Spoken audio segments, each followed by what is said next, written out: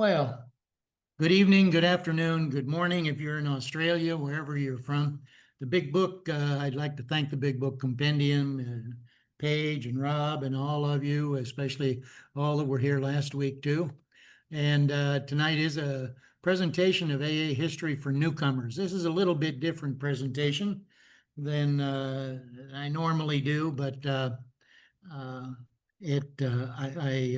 looking forward to it, and I always appreciate the opportunity to share our history. My name is Jim Wehrle, and I'm an alcoholic. My sobriety date is March 5th, 1989. My home group is the First Things First group in Cancun, Mexico. And so today we're going to talk first of all about why study AA history. What is history? There in red it says history is distinct from myths and narratives about the past, in that history is exclusively concerned with what can be demonstrated through the reasoned use of evidence.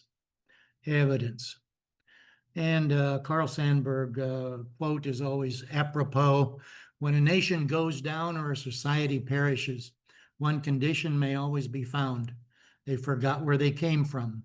They lost sight of what had brought them along. Ernie Kurtz was the first serious AA historian, and he says story and storytelling lie at the very heart of Alcoholics Anonymous. And voices within meetings across the globe disclose in a general way what we used to be like, what happened, and what we are like now. From the catalytic meeting between two desperate men in the mid-1930s to today's growing varieties of AA experience, the history of AA is a story about stories and the healing power of mutual storytelling. Anyone wishing to truly understand AA must look first not to ideas, techniques, or studies, but to stories.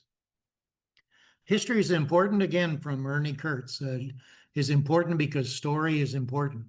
And few existing entities better demonstrate or more deeply realize the importance of story than the storytelling program and fellowship of Alcoholics Anonymous. History is important because those who have no memory have no hope.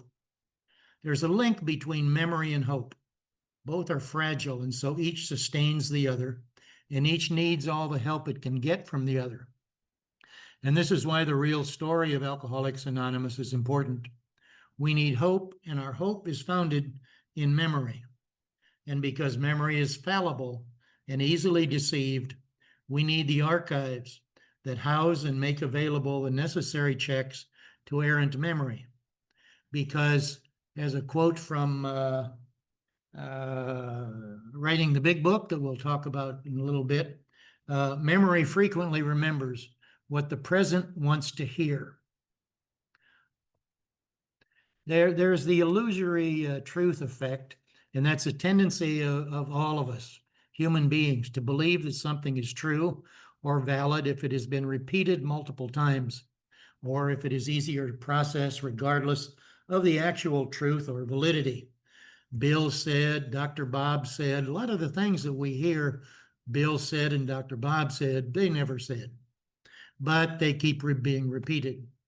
And June 10th and the good old times and the original 6 steps. And, did you know that Cleveland had a 93% success rate? Well, yes and no. It's a largely, Ernie Kurtz calls it, we're all looking for a largely imaginary golden age in the past when things were better than they are now. Another thing that can happen to us when we study history, any history, is what we call presentism, which is a term used in historical and literary analysis to describe the introduction of modern ideas and perspectives into interpretations of the past.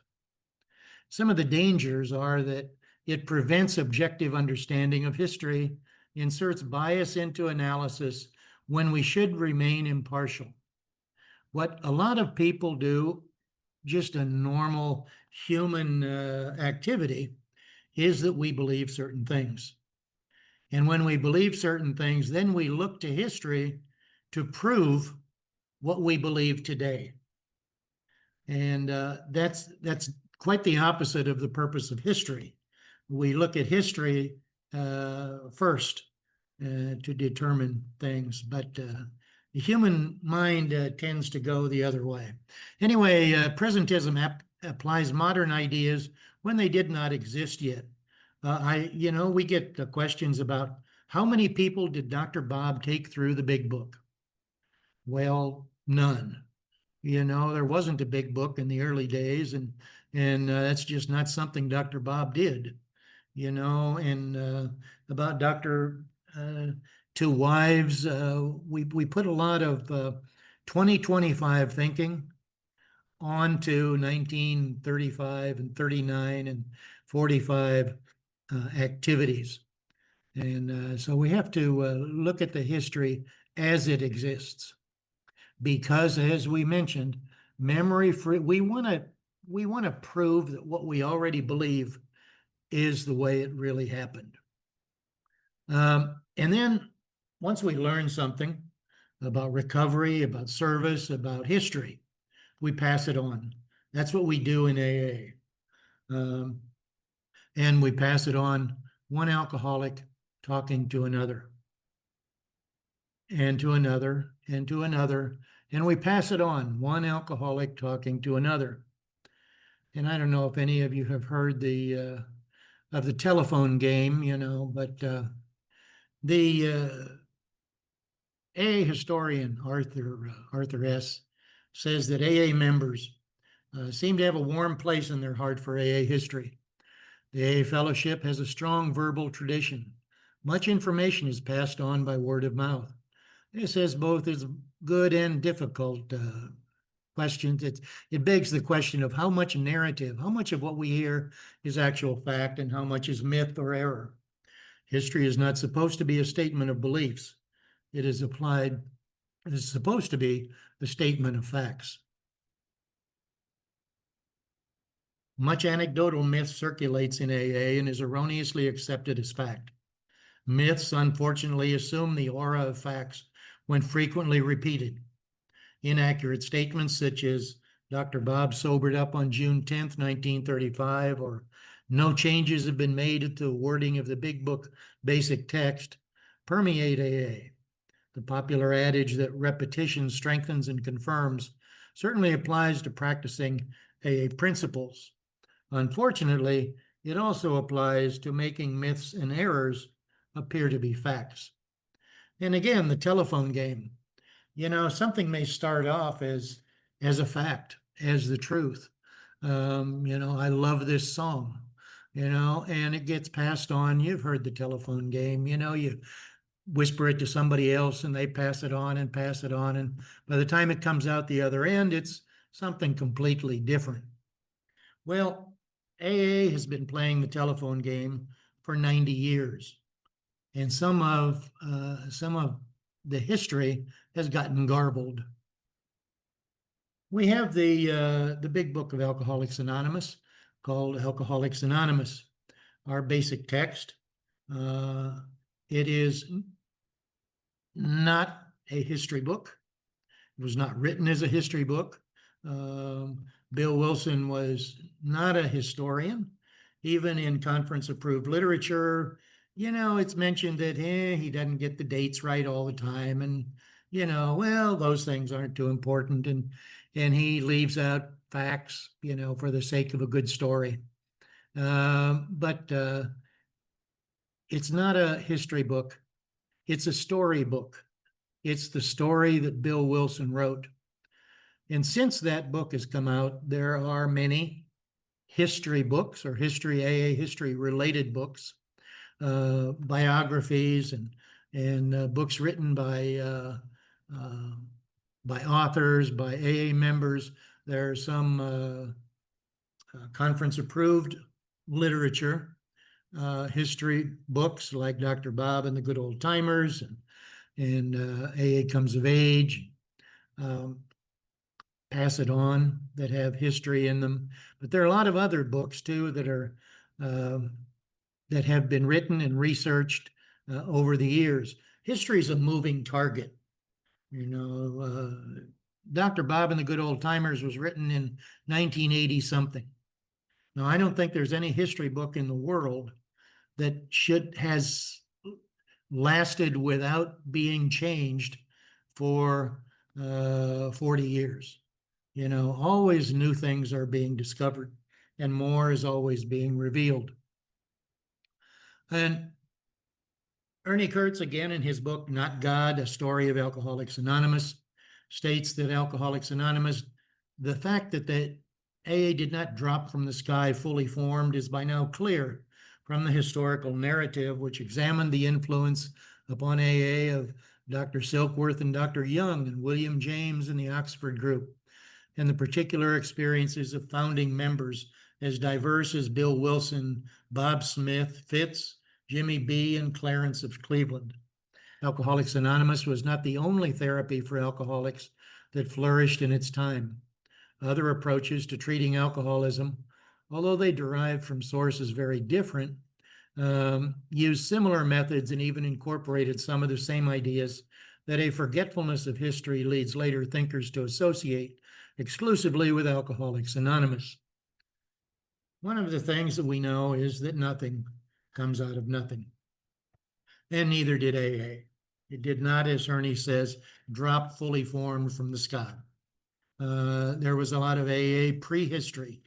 The Washingtonians and Emmanuel Movement, Jacoby Club, and Carl Jung and William James and the Oxford Group, and all of these people contributed to one extent or the other to the experience, the formation of Alcoholics Anonymous.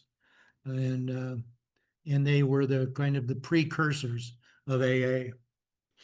And even after the AA book was printed and came out and published on April 10th, 1939, it was kind of an expensive book, and getting it distributed, had some problems, and getting it around, and for the first 40 years of Alcoholics Anonymous, it was not as prominent as it is today, since the big book awakening of the 1980s, when we read the big book line by line and parse every word and go over it with our sponsees and do those things. But there was a lot of other literature in our history that talks about recovery, wonderful literature talking about how people stayed sober in those first 20, 30, 40 years of AA. But the book Alcoholics Anonymous is the story of how many thousands of men and women have recovered from alcoholism. In 1954, the following quotes are from the book Writing the Big Book, The Creation of AA. Bill started off in telling stories. Bill was a good storyteller. He in Texas says, "I'd like to spin some yarns, and there'll be a series of yarns which cluster around the preparation of the good old book Alcoholics Anonymous. Some people reading the book now, they say, well, that is the AA Bible. And when I hear that, it always makes me shudder, because the guys who put it together weren't a damn bit biblical. I think sometimes some of the drunks have an idea that these old timers went around with almost visible halos and long gowns, and they were full of sweetness and light. Oh boy, how inspired they were. Oh yes, but wait till I tell you." And then he goes on to tell the story of how the big book was put together. Again, shortly after that, a few months after that, Bill interviewed Dorothy Snyder, Clarence Snyder's wife, ex-wife, and again is quoted in Writing the Big Book. And Dorothy Snyder said, "Well, this is switching back, Bill, but one of the things I feel vitally important is to get the story of how the book was actually written. We get so many distorted stories on the coast. People talk about the 100 men that wrote the book. Actually, there weren't 100, as Bill will bear me out. But he said 100 to make it sound good, as though it was really going to work. The people talk as though there were 100 men that all went saintly and were taken straight up to heaven, and God just guided Bill's hand. That Bill just sat there and let the words come through. Actually, it wasn't anything like that at all. And I mentioned the writing the big book in 2019. The book, Writing the Big Book, The Creation of AA, was published by the author Bill Shaberg.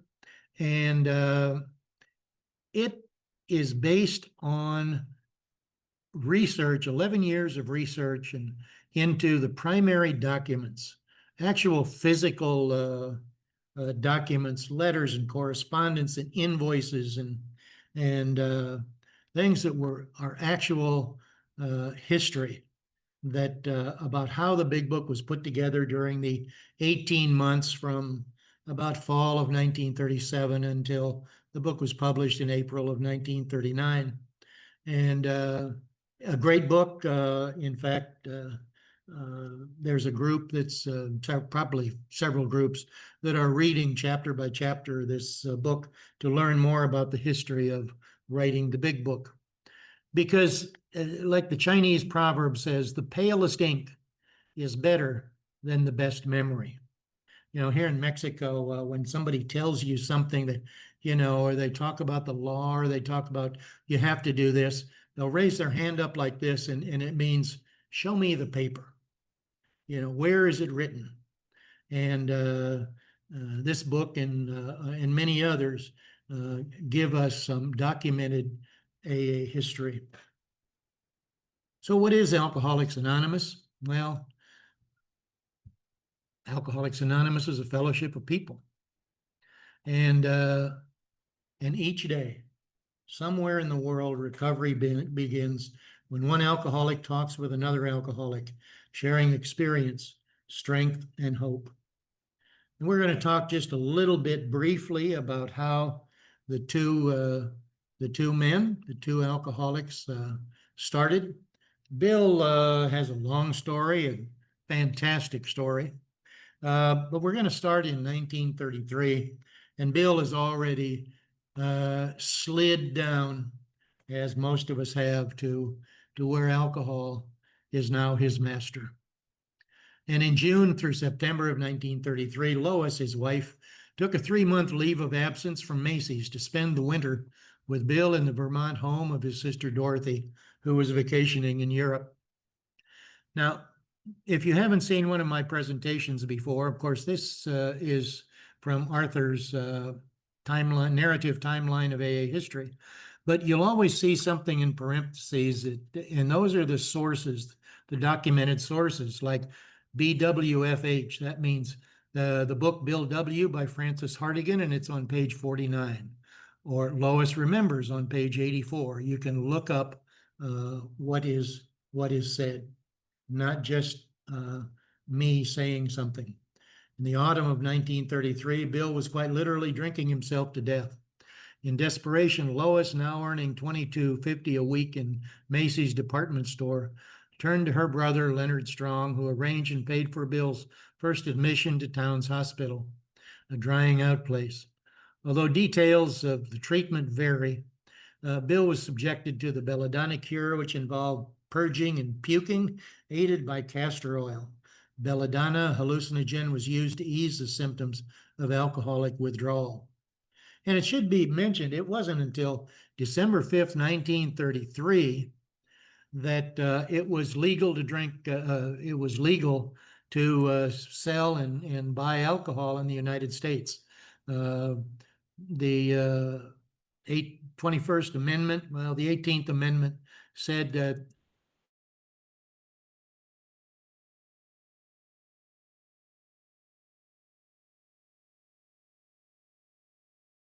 the AA members did most of their serious drinking when alcohol was illegal. You know, that's never stopped us. In July, Bill W.'s second admission to Towns Hospital, again paid for by Dr. Strong.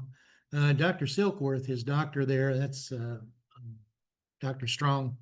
Silkworth explained the obsession and the allergy of alcoholism to Bill, but he started drinking again almost immediately upon discharge. He was unemployable, $50,000 in debt. That's about $900,000 today. He was suicidal and drinking around the clock. September 17th, Bill's third admission to Towns Hospital. So he was getting dried out and then going out for a few months and then back on and back on. And then by November 11th, on Veterans Day, Armistice Day, Bill went to play golf and got drunk and severely injured. And Lois began investigating sanitariums in which to lock him up.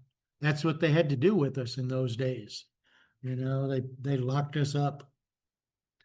And so just to mention quickly, the Oxford Group was a spiritual fellowship popular in the early half of the 20th century. Its appeal laid in the application of certain principles in daily living, namely absolute honesty, purity, unselfishness, and love. The Oxford Groupers, as they were called, had some limited success with those trying to stop drinking, such as Ebby, an old friend of Bill's. When Ebby was sober 2 months, he went to visit the worst alcoholic he knew to pass on what he had learned. That alcoholic was Bill Wilson. The story in the big book goes that they sat at the kitchen table in Brooklyn Heights, on which Bill had placed gin and pineapple juice, but Ebby refused to imbibe. And he had stopped drinking, he said, and explained, "I've got religion." Well, Bill didn't want to have anything to do with religion. He was quite the scientific mind. And Ebby said, "Well, why don't you choose your own conception of God?" So it got Bill thinking. December 7th, 1934, Bill headed out down to the Calvary Mission, where the down and outers got, beans and a cot for the night. And they had a service there. And Bill was drunk by the time he got there. And he kept interrupting the service there, and he wanted to speak. And Ebby finally gave him a plate of beans, and he testified there at the meeting. On December 11th, Bill, age 39, decided to go back to Towns Hospital and had his last drink, 4 bottles of beer purchased on when we're headed to rehab, we just got to do it upright. There's no sense in going in there sober. Now, Bill was the same way. This time his mother Emily paid the hospital bill. That's the old entrance to Towns Hospital, and Bill's discharge slip. He went into the hospital this time on December 11th and left on December 18th. His charges were $125, which is about $2,500 in today's money. Well, Ebby went back to visit Bill while he was in the hospital. On December 14th, he visited him, and he talked to Bill asked him, about the Oxford Group. What is this practical program of action that you were talking about? And Ebby explained it. And sometime following Ebby's hospital visit, Bill fell into a deep depression and had a life-changing spiritual experience after crying out, "If there be a God, will he show himself?" Bill says, "The room filled with a blinding white light. I was caught into an ecstasy for which there is no description. In my mind's eye, I seemed to be on a mountaintop. A great wind was blowing. Then I thought, this is not air, this is spirit. This is the God of the preachers." So Ebby came back after that and brought me a copy of William James's book, The Varieties of Religious Experience, which Bill says he commenced to read. Basically, chapters 9 and 10 in there talk about different types, the varieties of religious experience, different kinds of religious experience that people have. And Bill was looking for something that matched his own and found it. On December 18th, Bill left Towns Hospital and began working with alcoholics. He and Lois attended the Oxford Group meetings with Ebby and Shep, who had worked with Ebby at the Calvary Hall and the Calvary House. After meetings, Bill and other Oxford Group alcoholics met at Stewart's Cafeteria. Stewart's Cafeteria was right in the middle of the very bohemian part of New York City, and where all the strange people hung out at night. And after the Oxford group meetings, they'd go in there and have the meeting after the meeting. And then in early 1935, Bill worked with alcoholics at the Calvary Mission Towns Hospital, emphasizing his hot flash spiritual experience. Boy, I had this experience, and you got to get one if you want to quit drinking. That's a picture of Bill's house there at 182 Clinton Street, where he had meetings. He had no success during these months sobering up anybody. Talked to a lot of people, but sobered up nobody. After a few months of this no success, Bill came close to giving up his efforts. However, he realized, as did Lois, that he was staying sober because of his working with others. Bill had a talk with Dr. Silkworth, who advised him to stop preaching about his hot flash and hit the alcoholics hard with the medical view of alcoholism, that alcoholism is an obsession of the mind that condemns one to drink and an allergy of the body that condemns one to die. Stop preaching and hit them up with the hard medical truth. In April, Bill returned to Wall Street, where he'd been working, and got a job, got involved in a proxy fight to take control of a company in Akron, Ohio. So he went to Akron in May, but the proxy fight was quickly lost. He remained in the Mayflower Hotel, very discouraged. On May 11th, Saturday, in poor spirits and tempted to enter the hotel bar, Bill realized he needed another alcoholic and phoned clergy members listed on the hotel lobby directory. He reached the Reverend Walter Tunks, who referred him to Oxford Group member Norman Shepard, who then, there were about 8 referrals there. He finally ended up with Henrietta Seiberling. The name Seiberling kind of put him off because they were a big family there. They were the ones who started Goodyear Tire Rubber Company. But Bill contacted her by phone and introduced himself as a member of the Oxford Group and a rum hound from New York, and he was looking for a drunk. Well, she said, I got just the guy for you, and she invited him to meet with her. And then but Bill said, and this I think is important. Alone in town, I was scared to death of getting drunk. I was no longer a teacher or a preacher. I was an alcoholic who knew that he needed another alcoholic as much as that one could possibly need me. Driven by that urge, I was soon face to face with Dr. Bob. So on May 12th, Mother's Day, Bill W., age 39, met Dr. Bob, age 55, his wife Ann and their son Smitty at Henrietta Seiberling's gatehouse at 5 p.m. That's Smitty in the car and the gatehouse where they met. Dr. Bob, it should be mentioned, had been in the Oxford Group trying to stay sober for 2.5 years, and it just hadn't worked. But Dr. Bob was shaky, and he couldn't eat dinner, and he just wanted to get out of there. He said he'd stay 15 minutes, but they went off into a room. This is a picture of the room where they talked. And they ended up talking, just the two of them, until about 11 o'clock at night. Now, there's a movie called My Name is Bill W., and this is a short clip from that movie that I like to play that gives a pretty good idea of what might have happened in that room. The Reverend Tonks and Henrietta are good friends. They're caring people. And it's because of them that I've had more than my share of help, you might say. Doctor, let me tell you straight out. I consider my problem personal. I don't ask help from well-meaning strangers. Doctor, No, listen to me, Mr. Wilson. The best have tried their wares on me. medical men, psychiatrists, ministers. I've been prayed over and carved up more than a Christmas turkey. So just what do you think a man like you could do for me? Dr. Smith, I didn't come here to help you. I came here to help me.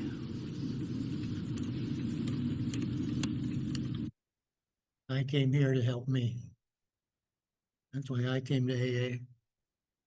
And nothing will ensure immunity from alcohol so much as work with another alcoholic. So Henrietta Seiberling arranged for Bill to stay at the Portage Country Club. Bill wrote to Lois that he and Dr. Bob worked with Eddie Riley and tried in vain to sober up at Dr. McKay. Dr. McKay didn't get sober. In fact, died not too long after that. Eddie didn't get sober right then, caused him lots of problems, but he did eventually get sober later on and stay sober. Dr. Bob stopped drinking and Bill Wilson moved into the Smith home. There was to be one more relapse at the American Medical Association convention about a month later, but the physician then sobered permanently in June of 1935. The date memorialized as the start of AA. Perhaps fittingly, in an organization priding itself on a lack of organization, the famous date was incorrectly remembered as June 10th, but is now thought to have been June 17th. That was the American Medical Association in Atlantic City, which actually started on June 10th. Dr. Bob said, Bill, don't you think we'd better get spiritually active? And Bill said, yep, you're right. So what did they do? Did they go to church? Did they read the Bible? Did they say the rosary? Did they do yoga? Did they, I don't know, maybe they did. They did a lot of things. But what's important that they tell us what they did is they called up the hospital and went looking for another drunk. That's spirituality in AA. June 28th, Bill W., Dr. Bob, and Eddie visited Bill Dotson, whose big book story is AA number 3, at the city hospital. Bill D., a prominent attorney, was hospitalized 8 times in 1935 for his drinking. It took 5 days before he could admit he couldn't control it. On U.S. Independence Day, July 4th, he checked out of the hospital, never to drink again. Akron's group number 1, AA's first group, marks its beginning as the date that Bill D. left the hospital. That summer, Lois joined Bill at Akron in the Dr. Bob's house, and there in Akron in August, Bill returned to New York City. He again sought out alcoholics at the Calvary Mission and Towns Hospital, had meetings at their home in 182 Clinton Street. And his home also became a halfway house of sorts. Lois said at one time, almost nobody that stayed in their house ever really got sober. November 19th, 1935, Ebby came to live with Bill and Lois at Clinton Street. In September and November, respectively, Hank Parkhurst and Fitz Mayo sobered up at Towns Hospital. Hank was from New Jersey and Fitz from Cumberstone, Maryland. They provided a big help. Hank started AA in New Jersey at his home and played a major role in the publication of the Big Book. Fitz started AA in Washington. So by the end of 1935, the tiny fellowship consisted of 2 groups, Akron and New York, and 7 members. Bill talks about the period from 1935 to 1935 as the flying blind period, where they had 100. Actually, there were about 65 or 70. Jimmy Burwell, in one of his talks, said, yeah, there were about 65 or 70 of us coming and going. And he said most of them were going. So, but then Bill talks in a couple of places about another flying blind period, and that was from 1939 when the book was published till 1950 when the traditions were approved. And by 1950, there were now not 100, but 100,000 alcoholics in about 3,500 groups. And there were lots of problems. I know it's hard to believe that alcoholics can disagree with one another, but if any of you have any doubts about that, you can just go to a business meeting. Anyway, they had a lot of problems in the 1940s, particularly, and this is a little bit by William White, the author of Slaying the Dragon, and he says, why AA survived. The attributes of AA that gain the most attention among both supporters and critics of AA are the 12 steps. But I have long argued that the key to AA's vibrancy as an organization rests not with the steps, but with the 12 traditions. The traditions were AA's response to the threats that fatally wounded AA's predecessors and that could have similarly destroyed AA. AA survived because of the 12 core ideas and principles that have remained pretty much unchanged and have governed, to a certain extent, AA's organizational life since the 40s. The core ideas are to affirm the link between group unity and personal recovery, establish government by group conscience and servant leadership, a single membership requirement, the desire to stop drinking, the autonomy of each AA group, a singularity of purpose, carrying its message to the alcoholic who still suffers, and cooperation without affiliation, and self-sufficiency. Imagine a corporation setting itself up on a philosophy of corporate poverty. Some of these things had just never been heard before. Organizational minimalism. The first version actually said, we need the least possible organization. And then later on, they finally said, well, really no organization.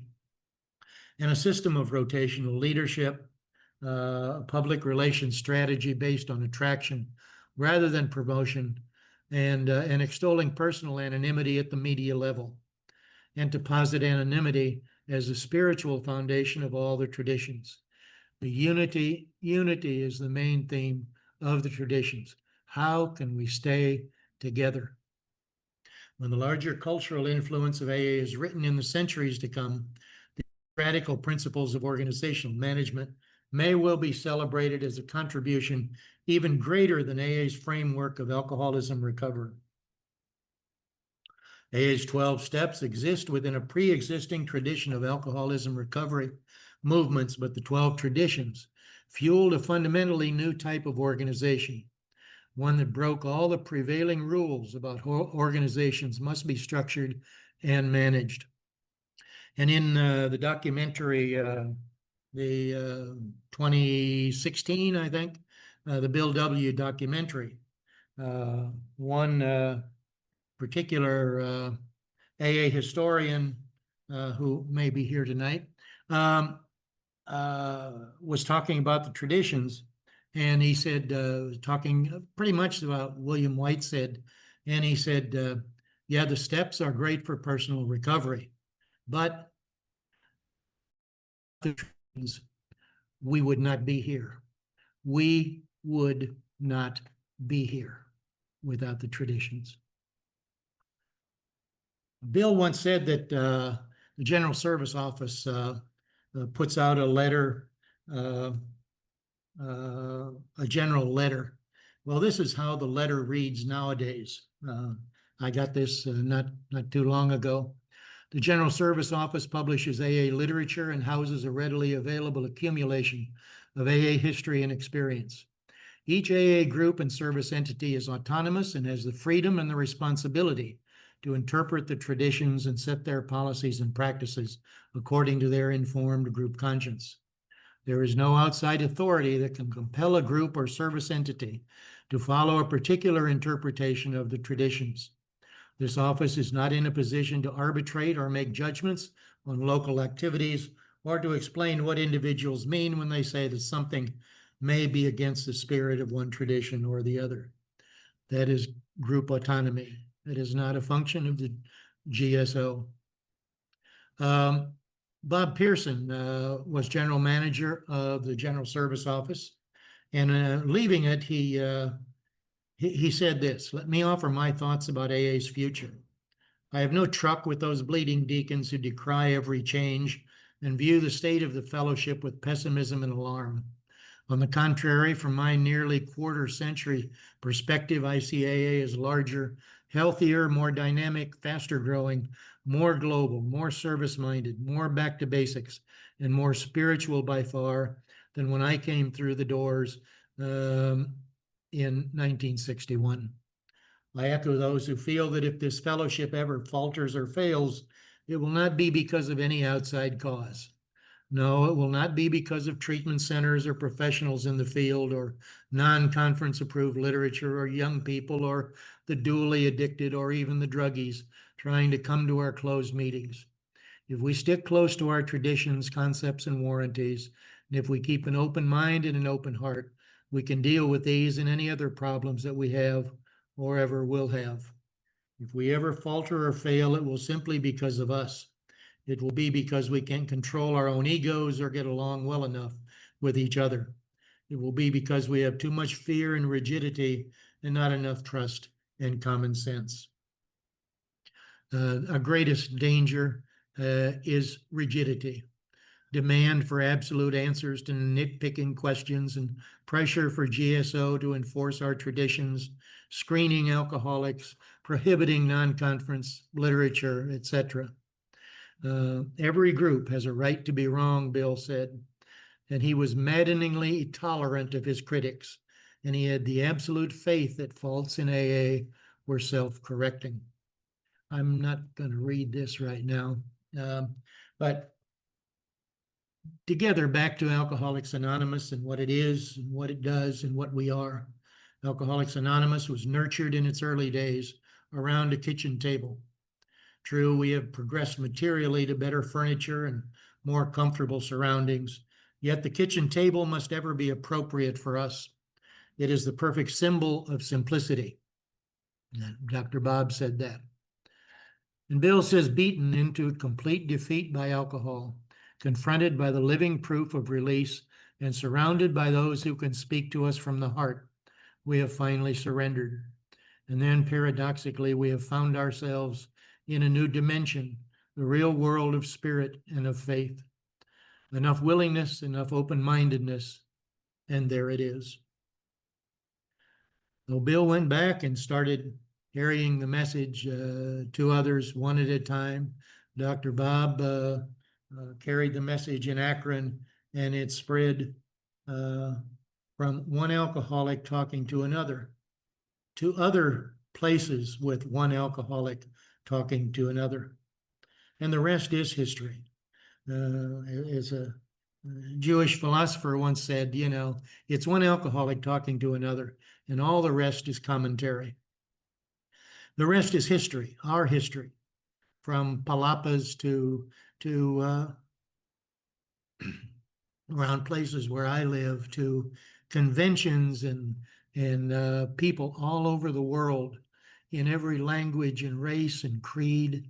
I am recently in contact with people in Iran who are setting up archives and are hungry for AA history.